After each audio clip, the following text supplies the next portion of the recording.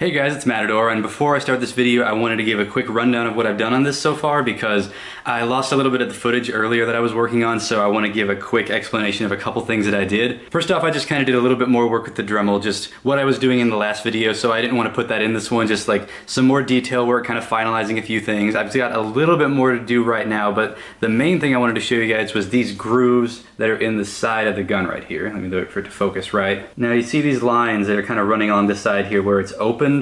I didn't actually do that with a Dremel. What I actually did was I cut it with an X-Acto knife. And then usually what you do is you hold a heat gun over it because when EVA foam is heated, if it has cuts like that in it, they open up. Like you can see, they've kind of, where I had originally drawn the lines. You can see instead of a little line right here, they're actually open grooves along it. Like I'm gonna put a picture up of the gun for comparison real quick. But I don't have a heat gun, so what I did instead was I just put the stovetop on high and I held it over it for a couple of seconds, and only a couple of seconds is all you need. It really doesn't take long for this to happen, and those cuts just kind of open up for you. And I would say that be very, very careful with that step. Obviously, don't burn your hand, and also don't hold it too close to the stovetop because you'll notice it will start to smoke after a little bit, and I don't know if they will catch fire or not.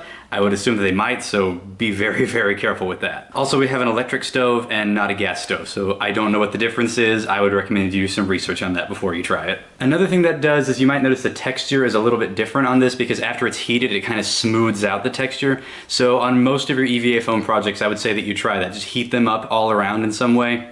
Take it one little piece at a time though, because you don't want them to get hot to the point where like they flop over on themselves, because it does get kind of rubbery when it gets hot, and then you might end up with a misshapen prop and nobody wants that. So take it a little bit at a time, because it also, you can see it's a lot more solid than it used to be. It used to be kind of like wobbly like foam is normally, but now it's a little bit more solid. Now it makes a much better prop. So I still got a little bit more work to do. I just wanted to bring you guys up to speed on a couple things that I forgot to film. The one last thing that I had to do is these little thin foam pieces along the side. Some of the corners kind of peeled up after they heated, so I had to re-glue a few of those down. And then I should be good to seal it up with some Mod Podge and hopefully get this thing painted today. Pretty much the only thing left to do at this point is painting. This is probably the longest step since you have to do one side at a time and wait for the paint to dry after each coat. If you can, set up in a place where you can leave your prop to dry for 20 minutes or so at a time without anybody messing with it. I always like to start off with a layer of sandable primer. It gives a nice uniform coat for future coats to stick to, and since it's sandable, I can take care of any little imperfections that crop up. Then I throw on another quick layer of Mod Podge to seal up any remaining cracks. Once that's done, I throw on my base coat.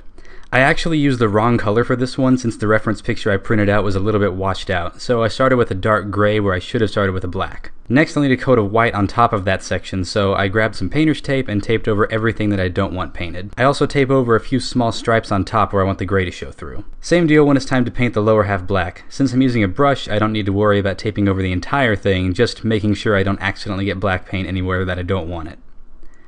Now there's just a few areas that need some metallic paint, like the side panels and the gun barrel. I dry brush these on and then distress the gun for a uniform effect. You can check out the annotations for some of my other videos on dry brushing.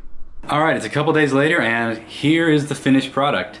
You can see it looks a little bit more kind of distressed and battle damaged than it normally would. Like, I've seen some other people do replicas of this that looked really clean and just kind of crisp on the painting, but I didn't really feel like doing that. I like adding that little bit of distress into it. So the colors look a little bit different than it normally would, and it also is a little bit less crisp than I would have liked. But that's another thing that I wanted to talk about when doing this, is because a lot of these details are painted in by hand, which there are just some things that it's very tough to do when you're painting by hand. Like, that's the one thing I want everybody to keep in mind. Like, a lot of people doing this professionally, like, they will use very, very advanced techniques and things that I just don't have access to for this.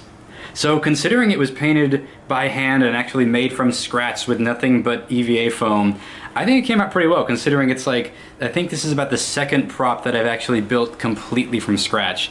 So I feel like I learned a lot working on it, and I hope that during the course of this build you were able to learn a lot working on it too. I do want to do more stuff just like this. Like, I feel like I'll probably move on from Overwatch because, like, I enjoy the characters and the character designs, but it's not all I want to do, so I'll probably move on to a different genre, different game, different subject matter for the next one.